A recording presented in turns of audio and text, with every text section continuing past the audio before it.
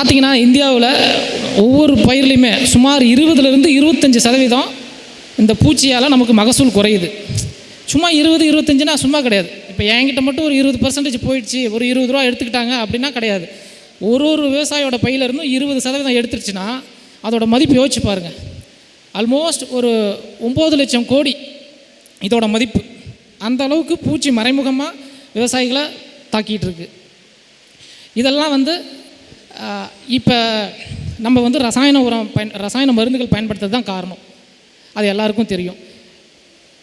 பார்த்திங்கன்னா 1960-65 அந்த காலகட்டங்களில் நமக்கு பார்த்திங்கன்னா ஒரு பக்கம் மக்கள் தொகை அதிகமாகிட்டே இருக்குது, இன்னொரு பக்கம் நம்மள்ட்ட தொழில்நுட்பம்லாம் கிடையாது, மகசூல் ரொம்ப கம்மி. நெல்லுன்னு எடுத்துக்கிட்டால் 10 மூட்டை தான் வரும், அந்த மாதிரி இருந்துச்சு.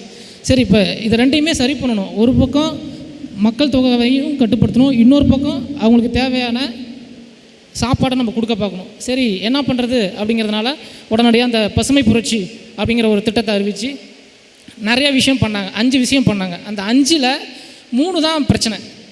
என்னென்னா, ஒன்று ரசாயன உரம், இன்னொன்று களைக்கொல்லி, இன்னொன்று பூச்சி மருந்து. நம்ம என்ன பண்ணிட்டாங்க, மண்ணை ஆய்வு பண்ணுங்கள், மண்ணை டெஸ்ட்டு பண்ணுங்கள், டெஸ்ட்டு பண்ணிவிட்டு அந்த செடிக்கு எவ்வளோ தேவையோ அவ்வளோ உரம் போடுங்கன்னு சொன்னாங்க. ஆனால் நம்ம என்ன பண்ணிட்டோம், நேரடியாக போவோம், ஒரு மூட்டை யூரியா கொடு அப்படின்னு போட்டுருவோம். இதெல்லாம் கூட பரவாயில்ல, பக்கத்து காட்டுக்காரன் பார்ப்போம், இவன் ஒரு மூட்டை போட்டிருக்கானா, சரி நம்ம உடனே போய் 2 மூட்டை வாங்கி போடுவோம். இதே பிரச்சனை தான். அதேமாரி இப்போ இங்கே ஒரு விவசாயி இருப்பார், பூச்சி மருந்து அடிப்பார். இவர் வயலில் பூச்சி இருந்திருக்கும், பூச்சி மருந்து அடிப்பார். ஆனால் பக்கத்து காட்டுக்காரன் அவனை அடிச்சிட்டான், நான் இன்றைக்கே போய் அடிக்கணும், அடுத்த நாள் காலையிலேயே கடைவாசலில் தான் நிற்பாங்க. இதே பிரச்சனை தான். அப்போ ஆக்சுவலாக அந்த காலகட்டங்களில் அது தேவைப்பட்டுச்சு, அதை நம்ம ஃபாலோ பண்ணோம், வேறு வழி கிடையாது. ஆனால் இப்போ நம்ம அதே பாதையிலே போனோன்னா நம்ம எல்லோரும் நேரடியாக போய் ஆஸ்பத்திரியில் தான் படுத்துக்கணும், வேறு வழியே கிடையாது. எல்லோரும் வீட்டெல்லாம் காலி பண்ணிவிட்டு ஆஸ்பத்திரியிலே செட் ஆகிட வேண்டியதான். அப்படி தான் நடக்கும். அப்போ நம்ம என்ன பண்ணணும், உடனடியாக ஆர்கானிக் மாறலாமா, உடனடியாக மாறிடலாமா? கண்டிப்பாக முடியாது. இப்போ ஒரு 5 வருஷத்துக்கு முன்னாடி ஸ்ரீலங்காவில் என்ன பண்ணாங்க, உரத்தை நிப்பாட்டிட்டாங்க, டக்குன்னு நிப்பாட்டிட்டாங்க. என்ன ஆணுச்சு, பயிரெலாம் சுத்தமாக வரவே இல்லை. இவ்வளோ நாளாக உரமாக கொடுத்து பூச்சி மருந்தாக அடித்து நல்லா வளர்த்துட்டு வந்தாங்க. இப்போ திடீர்னு உரத்தை நிப்பாட்டினதுனால பயிரே சுத்தமாக வரல. பார்த்திங்கன்னா 80-90% விலைவாசி ஏறிடுச்சு. நல்லா கேள்விப்பட்டிருப்போம், ஒரு டீலாம் 80 ரூபா, காஃபிலாம் 150 ரூபா அப்படின்னு விற்றுச்சு 5 வருஷத்துக்கு முன்னாடி. அதுக்கப்புறம் என்ன பண்ணுறதுன்னு ஒரு பார்த்தாங்க, 6 மாதம் தான். 6 மாதத்தில் திரும்ப உரத்தை விட்டுட்டாங்க.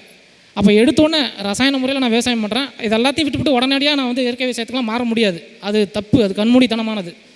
அதை முதல்ல மைண்ட்லேருந்து எடுத்துருங்க. ஆனால் கண்டிப்பாக இயற்கை விவசாயம் பண்ணணும், வேறு வழி கிடையாது. ஏன்னா நம்ம போக வேண்டிய பாதை இந்த பாதை மட்டும்தான், மாற்று கருத்தே கிடையாது இதில். ஆனால் ஒருங்கிணைந்த முறையில் சாகுபடி பண்ணணும், அதுதான் ரொம்ப அவசியம். வெறும் இயற்கை இடுபொருளை மட்டும் பயன்படுத்தாதீங்க, விவசாயிகளை பயன்படுத்த சொல்லாதீங்க. அப்படி சொன்னீங்க அப்படின்னா உங்கள் மேலே உள்ள நம்பிக்கை படிப்படியாக குறைஞ்சிரும். ஒருங்கிணைந்த முறை அப்படின்னு சொல்லி போவாங்க, நிறைய வழிமுறைகள் இருக்குது. அதை நம்ம ஒன்று ஒன்றா நான் பின்னாடி சொல்கிறேன். இப்போ பூச்சி அப்படின்னா, இப்போ எலிலாம் இருக்குது, அது பூச்சியா? யாராவது சொல்லுங்கள், எலி பூச்சியா? இல்லை. கரையான் பூச்சி தான். நூற்புழு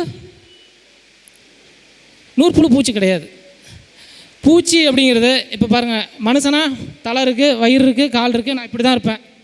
இதே என் தலை இந்த எல்இடி சைஸுக்கு இருந்துச்சுன்னா என்னை மனுஷனை ஏற்றுக்குவீங்களா? ஏற்றுக்கவே மாட்டீங்க.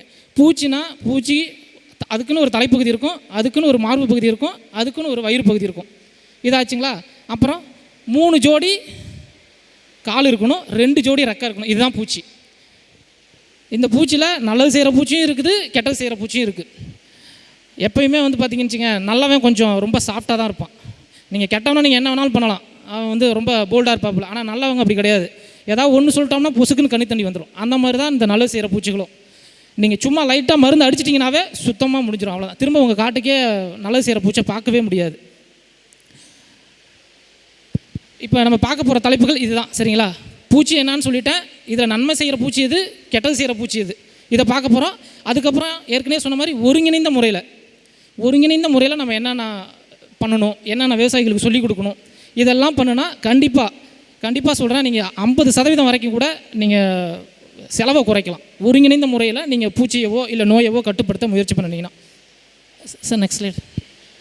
அடுத்து ஃபஸ்ட்டு நன்மை செய்கிற பூச்சியில் நம்ம பார்க்க வேண்டியது ஆள் இவர் தான், பொறிவண்டு. இதேமாரி ஒரு பயிரில் ஒரு வண்டு வந்திருக்கும். எந்த பயிரில் யாராவது சொல்லுங்கள் பார்ப்போம். கத்திரி பயிரில் நமக்கு இந்த வண்டை பார்த்துருக்கலாம். யாராவது பார்த்ததுண்டா? இதே மாதிரியான வண்டு கத்திரி பயிரில் இருக்கும். அது கூடவே ஒரு மஞ்சள் கலரில் முட்டை மாதிரி ஒன்று இருக்கும், முள்ளாக இருக்கும். இந்த பூச்சி என்ன பண்ணும், சுரண்டி சுரண்டி சாப்பிடும் கத்திரி பயிரில். அது தீமை செய்யக்கூடிய பயிர். ஆனால் இந்த பொறி வண்டு அப்படிங்கிறது நன்மை செய்யக்கூடியது. இதுக்கு பிடிச்ச தீனி இந்த அஸ்வினினா உசிரியே விட்டுரும் அந்த வண்டு. அஸ்வினி எங்கே இருந்தாலும் சரி அதை போயிட்டு அழகாக பிரியாணி சாப்பிட்ற மாதிரி சாப்பிட்ரும். அஸ்வினி இல்லாத பட்சத்தில் வேறு என்ன பண்ணுறது அப்படின்னா, இந்த செதில் பூச்சி, இந்த பேனு, இந்த செம்பேனு, மாவு பூச்சி, இந்த மாதிரி பூச்சை சாப்பிடும். ஆனால் அதுக்கு பிடிச்ச டிஷ்ஷு அஸ்வினி மட்டும்தான். அஸ்வினி எங்கே இருக்கோ அது அங்கே கண்டிப்பாக இங்கே இருக்கும். நீங்கள் மருந்து அடிக்கலைன்னா, நீங்கள் ரசாயன மருந்து அடிக்கலைங்கன்னா கண்டிப்பாக இது இருக்கும். இந்த மாதிரி பொறி வண்டு இருக்கும். இந்த மாதிரி நிறைய வண்டு இருக்கும். சிகப்பு கலரில் இருக்கும், மஞ்சள் கலரில் இருக்கும், இளஞ்சிகப்பத்தில் இருக்கும், ஆரஞ்சு கலரில் இருக்கும். ஆனால் அதை எப்படி கண்டுபிடிக்கிறது, இது நல்லதா கெட்டதா அப்படின்னு? ஒரே ஒரு விஷயந்தான், அதோட உடம்புல 12 புள்ளி இருக்கணும். 12 புள்ளி இல்லைன்னா அதுக்கு கம்மியாக. அப்படி இருந்துச்சுன்னா இவன் நல்லது செய்கிறவன் தான், அவனை விட்டுறலாம். அவன் இருந்தாவே நீங்கள் மருந்து எடுத்துகிட்டே போகக்கூடாது. நீங்கள் மருந்து அடிச்சிங்கன்னா அஸ்வினி சாப்பிட்றதுக்கு முன்னாடியே இந்த பொறி வண்டு செத்து போயிடும். பொறி வண்டுனா பொறி வண்டு மட்டும் இந்த அஸ்வினியை சாப்பிடாது, அதோட இளம் பருவம், சரிங்களா, அங்கே இருக்கு பாருங்கள், அதோட இளம் பருவம், அந்த புழு தான் இந்த மாதிரி வண்டாக மாறுறது. அந்த புழுவுமே பார்த்திங்கன்னா அஸ்வினியை விரும்பி சாப்பிடும், ரொம்ப ரொம்ப விரும்பி சாப்பிடும். ஒரு நாளைக்கு சராசரியாக 50லேருந்து 60 அஸ்வினியை சாப்பிட்ரும். பசிக்கலைன்னா, பசிச்சிச்சுன்னா 100 கூட சாப்பிடும். அடுத்தது பார்த்திங்களா, இங்கே பாருங்கள், கண்ணாடி இறக்கை பூச்சின்னு இருக்குது.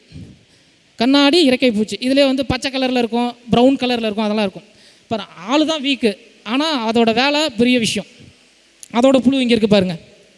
இதோட இளம் புழு, இந்த கண்ணாடி இறக்கை பூச்சி ஒன்றும் பண்ணாது. அது சும்மா பூவில் இருக்கிற தேனை சாப்பிட்டு போயிடும், அதால் வேறு ஒன்றும் பண்ண முடியாது.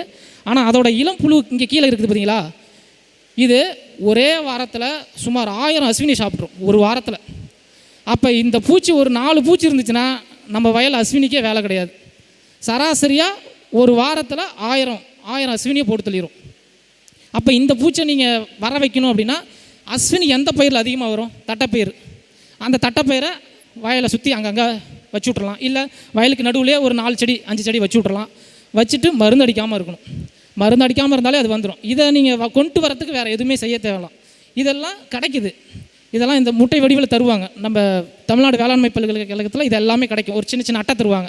அந்த அட்டையை கொண்டு போய் வச்சிட்டிங்கன்னா இந்த பூச்சிகள் அங்கே பெருக்கமடைய ஆரம்பிச்சிடும். இப்போ தென்னையில் பார்த்திங்கன்னா உங்களுக்கு இந்த சுருள் வெள்ளை ஒரு சமீப காலங்களில் பெரிய தலைவலியாக இருக்கும். அந்த சுருள் வெள்ளைக்கெலாம் இந்த புழுவை சாப்பிடலாம். இதிலே இன்னொரு ஸ்பீசியஸ் இருக்குது, சரிங்களா. கண்ணாடி இறக்கை பூச்சிலேயே அப்ரட்டோக்ரைசா அப்படின்னு சொல்லி ஒரு வகை இருக்குது. அந்த வகை பார்த்திங்கன்னா தென்னையில் இருக்கக்கூடிய அந்த மாவு பூச்சை சாப்பிடும். இந்த பூச்சும் அப்படி தான். அஸ்வினி தான் ஃபஸ்ட்டு. அஸ்வினினா நல்லா சாப்பிடும். மற்ற பூச்சிகளை இல்லை அப்படின்னா மற்ற பூச்சியில் குறிப்பாக அந்த சாறு உறிஞ்ச பூச்சிகளை சாப்பிடக்கூடியது. நெக்ஸ்ட் அடுத்ததில் பார்த்திங்கன்னா அந்த சிர்ஃபிட்டி, அந்த பாருங்களேன், அந்த புழுவை பாருங்களேன். நம்ம குடிப்போம்ல தண்ணி, நார்மல் தண்ணி, அந்த மாதிரி இப்படி தூக்கிறோம். அந்த அஸ்வினி பிடிச்சி கொடுக்கு மாதிரி போட்டு இப்படி மேலே தூக்கி ஃபுல்லாக சாரை உறிஞ்சிட்டு கெடாசி போட்டுரும். இதுவுமே இந்த புழுவுமே பார்த்திங்கன்னா இந்த ஈயோட வேலை என்ன தெரியுங்களா, எங்கே அஸ்வினி கூட்டம் இருக்குன்னு போய் பார்க்கும். தேடி போயிட்டு ஹெலிகாப்டர் ஒரே இடத்துல நின்றுக்கிட்டே இருக்கும். அந்த மாதிரி நேராக போகும், அஸ்வினி எங்கே இருக்குன்னு பார்க்கும். அந்த இடத்துல போயிட்டு முட்டையை வச்சுட்டு வந்துடும். அந்த முட்டையிலேருந்து வரக்கூடிய அந்த இளம் புழுக்கள் இருக்குது பார்த்தீங்களா, இதுதான் அஸ்வினியை நல்லா சாப்பிடும். இதுவுமே சராசரியாக 40லேருந்து 50 அஸ்வினியை ஒரு நாளையில் சாப்பிட்ரும், சரிங்களா. அப்போ அஸ்வினி பூச்சி இருந்துச்சுன்னா இப்போ நான் சொன்னதெல்லாம் இருந்தாலே போதும். அஸ்வினி அதே மாதிரி இதர சாறு உறிஞ்சிற பூச்சிகள். அடுத்தது இந்த நாவா பூச்சி. நமக்கு எல்லாருக்குமே தெரியும், நெல்லில் கதிர் நாவாய் பூச்சின்னு ஒரு பூச்சி வரும், சரிங்களா. பாலை கதிர் வெளியே வர நேரத்தில் பாலை உறிஞ்சி எல்லாம் வெள்ளையாகிடும். எப்பயுமே நாவாய் பூச்சிகள் சாறு உறிஞ்சிற வகை தான் சார்ந்தது, சரிங்களா. அப்படி வச்சுங்க. ஆனால் இந்த நாவா பூச்சிக்கும் அந்த நாவா பூச்சிக்கும் ஒரே ஒரு வித்தியாசம். சாறு உறிஞ்சக்கூடிய நாவா பூச்சி மூக்கு இப்படி இருக்கும், சரிங்களா, ஊசி மாதிரி இருக்கும். ஆனால் இவருக்கு அப்படி தேவையில்லை, இப்படி வளைஞ்சிருக்கும். 2 காலால் முன்னாடி இருக்கக்கூடிய 2 காலால் கட்டி அணைச்சி பூச்சியை வேறு புழுக்களை அணைச்சி அப்படியே இப்படி வளைஞ்சிருக்கக்கூடிய கொடுக்கு மூலயமா உடம்புக்குள்ளே விட்டு சாரை உறிஞ்சிரும். அதுதான் இதோட வேலை. பார்த்துக்குங்க. இதுலேயுமே நிறைய கலர் இருக்குது. இந்த கலர் மட்டும் கிடையாது, இதுலேயுமே நிறைய கலர் இருக்குது. நெக்ஸ்ட் இது எல்லாருக்கும் தெரியும், பெருமாள் பூச்சி அப்படின்னு சொல்லுவோம். பெருமாள் பூச்சினா ஏன் இதுக்கு பெருமாள் பூச்சின்னு சொல்கிறாங்க, யாராவது சொல்ல முடியுமா? பெருமாள்னா அப்படி தானே? கரெக்டு. பெருமாள்னா இப்படி போடுறோம்ல, அதோட முகத்தில் எப்படி இருக்கும், 3 கோடு இருக்கும். இங்கே ஒன்று, இங்கே ஒன்று, இங்கே ஒன்று, நடுவில் 3 கோடு இருக்கும். அதனால தான் பெருமாள் பூச்சின்னு சொல்லுவாங்க. சரிங்களா? இதை நம்ம ஆளுங்க சின்ன வயசில் பிடிச்சி விளாடுவாங்க. யாராவது விளாண்டுதுண்டா? நான்லாம் விளாண்டுருக்கேன். அதை பிடிச்சி தீப்பெட்டியில் போட்டு அடைச்சி வச்சுருக்கிறது. அடைச்சி வச்சுட்டு அதை வெளியில் விட்டோம்னா குட்டிக்காரணம் போடும். அதை பார்த்தோன்னா அது எங்கிட்டு திரும்புதோ அங்கிட்டு மழை வரும் அப்படிம்பாங்க. அந்த மாதிரிலாம் கேள்விப்பட்டது உண்டு. இதோட முன்னங்கால்களை பாருங்கள், கொஞ்சம் அப்படி மேலே தூக்கிட்டே இருக்கும். எப்பயுமே கொஞ்சம் பணிவாக இருக்கிற மாதிரி, கையை கூப்பிட்டே இருக்கிற மாதிரி இருக்கும். ஆனால் அவ்வளோ நல்லவரெலாம் கிடையாது. இந்த பூச்சியில் என்ன பிரச்சனைனா, வயலுக்குள்ளே போணுச்சுன்னா நல்லவன் கெட்டவன் எவனையும் பார்க்காது. கெட்ட பூச்சியையும் சாப்பிடும், நல்ல பூச்சியையும் சாப்பிடும், ரெண்டையுமே சாப்பிடும். போயிட்டே இருக்குது. எவருக்கையும் அவனை சாப்பிட்டு போயிட்டே இருப்பேன். ஊசி தட்டான். அப்புறம் சிலந்தியை பொறுத்த வரைக்கும் எல்லாருக்கும் தெரியும். வலை பின்னுற சிலந்தி இருக்குது, வலை பின்னாத சிலந்தி இருக்குது. 2 வகை இருக்குது. சரிங்களா? வலையிலே வந்து பார்த்திங்கன்னா சதுரமாக சில இது பின்னும், சில இது ரவுண்டாக பின்னும். அந்த மாதிரிலாம் நிறையா இருக்குது.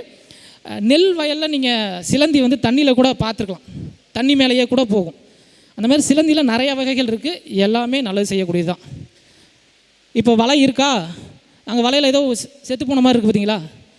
அதுக்கு வந்து சரியாக கண்ணு தெரியாது. யாருக்கு? சிலந்திக்கு சரியாக கண்ணு தெரியாது. அதனால் வலையில் தான் இருக்கும். வலை கட்டக்கூடிய சிலந்தி வலையில் தான் இருக்கும். வலையில் எங்கேயாவது உக்காந்துருக்கும். ஏதாவது அந்த வழியாக அந்த பூச்சி போகுது அந்த வழியாக அப்படின்னா டக்குன்னு அந்த உணர்வை வச்சு இந்த ஸ்பைடர்மேன் மாதிரி இப்படி பண்ணால் கம்மு இது வரும் பாருங்க, அந்த மாதிரி விட்டு அந்த பூச்சியை வந்து மடக்கிட்டு அப்புறம் பக்கத்தில் போயிட்டு சாரை உறிஞ்சி சாப்பிட ஆரம்பிக்கும். சாப்பிட்டு வெறும் சக்கை மட்டும் தான் போட்டிருக்கோம். பார்க்கலாம் நீங்கள் சிலந்தி வலையில் வெறும் சக்கை இந்த மாதிரி இருக்கும். அந்த பூச்சியோட உடம்பு, சாப்பிட்டு போட்ட பூச்சியோட உடம்பு அது. அதனால் சிலந்தி இருந்துச்சுன்னா கம்பல்சரி எந்த ஒரு ரசாயன மருந்தும் போகாதீங்க. ஏன்னா நெல் வயலில் ஏகப்பட்ட சிலந்தி இருக்கும்.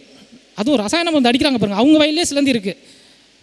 நம்ம ஆளுங்க என்ன நினச்சிக்கிறாங்க, சிலந்திக்காகவே மருந்து அடிக்கிறாங்க. சிலந்தியை போக்கணும், சிலந்திக்காகவே மருந்து அடிக்கிறாங்க. அது நல்லது செய்துங்க, அடிக்காதீங்கன்னா அதெல்லாம் வேணாம் நான் அடிக்குவேன் அப்படின்னு சிலந்திக்காக போய் மருந்து அடிக்கிறாங்க.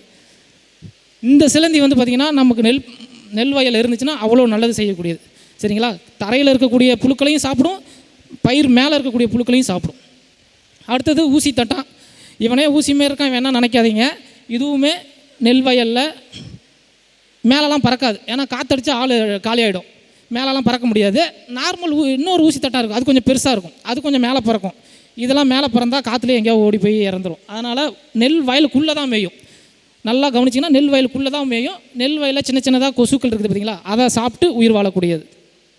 இது எல்லாமே நன்மை செய்யக்கூடிய பூச்சிகள். இன்னும் நிறையா இருக்குது. பட் இவ்வளோ தான் நம்ம வந்து இந்த இடத்துல சொல்ல முடியும். சரிங்களா? நேரம் இன்னும் நிறையா ஸ்லைட்ஸ் இருக்குது பார்க்க வேண்டியது.